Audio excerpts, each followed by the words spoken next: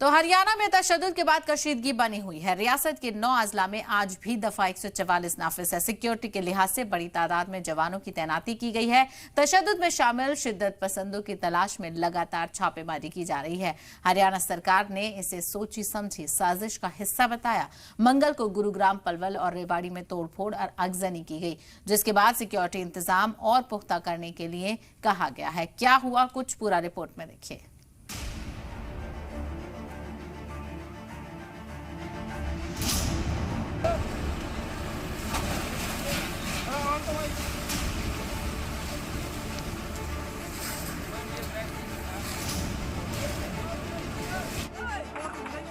हरियाणा में तशद्दुद की आग अभी भी बुझी नहीं है। नूह में पीर को शुरू हुए बवाल का असर मंगल को गुरुग्राम में देखने को मिला। गुरुग्राम के सेक्टर 70 में शरपसंद अनासिर ने कबाड़ के गोदाम में आग लगा दी। आग की ऊंची ऊंची लपटों पर काबू पाने में फायर ब्रिगेड को कड़ी मशक्कत का सामना करना पड़ा। ये हाल तब है जबकि शहर में दफा 144 नाफिज है। गुरुग्राम के सेक्टर 70 ही नहीं बल्कि बादशाहपुर और पटौदी चौक पर भी बवाल हुआ। भीड़ ने कई दुकानों में तोड़फोड़ की, आग लगाई और मौके से फरार हो गए। नूह में भड़के तशद्दुद के बाद जब पूरा हरियाणा अलर्ट पर है, तो साइबर सिटी में इस तरह का फसाद होना पुलिस के दावों की पोल खोलने के लिए काफी है।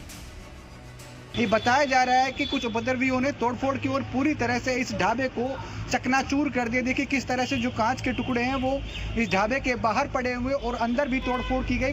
साथ ही साथ जो अंदर सामान पड़ा हुआ था उसको भी उठाकर बाहर फेंक दिया। बताया जा रहा है कि ये अंदेशा लगाया जा रहा था कि उसकी जो नूह में हिंसा हुई थी उसके कुछ अंश गुरुग्राम में भी देखने को मिल सकते हैं। यहाँ पर कुछ लोग हैं, उनसे बातचीत करते हैं जो ढाबे पर काम करते थे।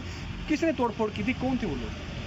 यही लोग थे जो लड़ने वाले थे, ये आपस में ठोके दे गए थे। यहाँ पे उधर से भाग के आए थे, पत्थर मार के चले गए। गुरुग्राम की तरह ही रेवाड़ी में भी पुरतशद्दुद भीड़ ने बवाल किया। यहाँ दुकान और रेस्टोरेंट में जमकर तोड़फोड़ की गई। रेस्टोरेंट पर जब हमला हुआ तब वहाँ कुछ खवातीन भी मौजूद थी, जिन्होंने अंदर छिपकर अपनी जान बचाई। 30-35 आदमी आए थे। किसी के हाथ में बियर की बोतल, किसी के लड़की के हाथ में, एकदम से आया, तोड़फोड़ करके चला गया। तो क्या चोट चाट किसी के लगी, क्या मामला था?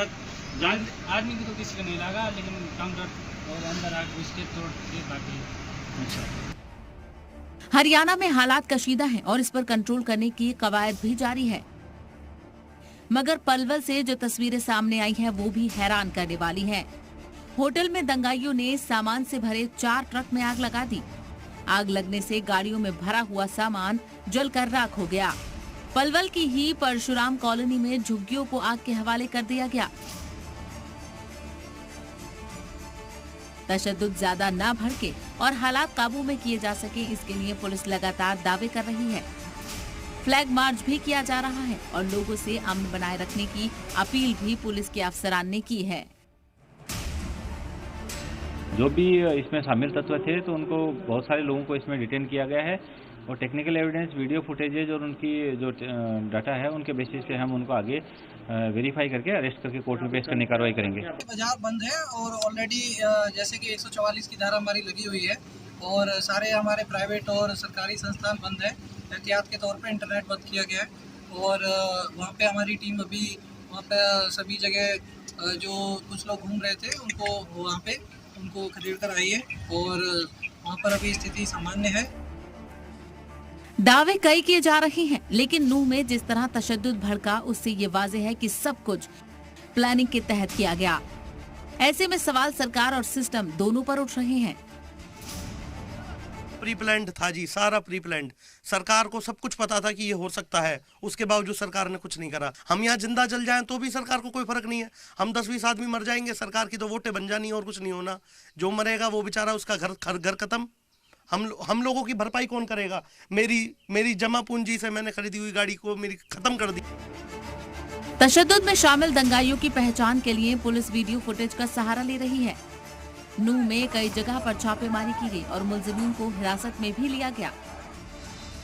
पुलिस का ये एक्शन शायद थोड़ी देर से ही कहें, लेकिन अब ये ताबड़तोड़ एक्शन शायद उन जो हिंसा फैलाने वाले लोग थे उनके जो हौसले हैं उनको पस्त करने के लिए काफी होगा। जिस तरीके से अभी फिलहाल कुछ लोगों को यहां से हिरासत में लिया गया है, उसके बाद लगातार घरों में जाके जो लोग हैं जिनकी शिनाख्त हुई है, जो वीडियो फुटेजेस थे, जो सीसीटीवी फुटेजेस थे, घरों के अंदर से उन हिंसा फैलाने वाले लोगों को, उन हिंसा फैलाने वाले नवयुवकों को घरों से निकाला जा रहा है। एक्शन हो तो रहा है मगर टेंशन अभी भी कायम है।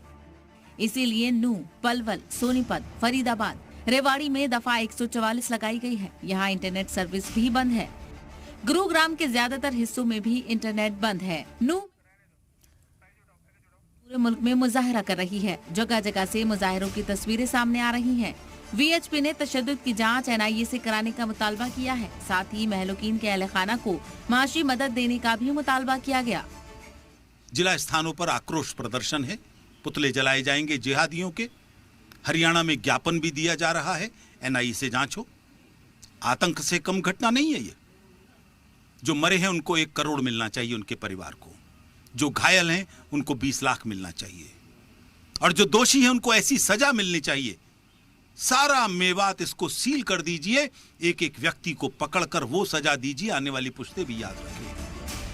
हरियाणा में तशद्दुद को लेकर कई सवाल उठ रहे हैं और अब सरकार भी इस साजिश से इनकार नहीं कर रही।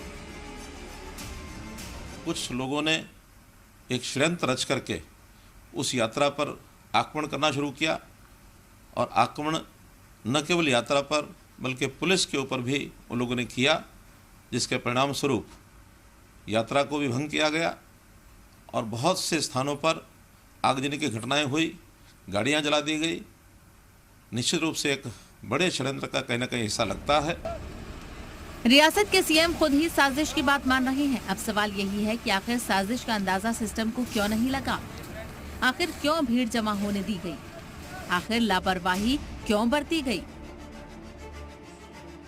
ब्यूरो रिपोर्ट, जी मीडिया।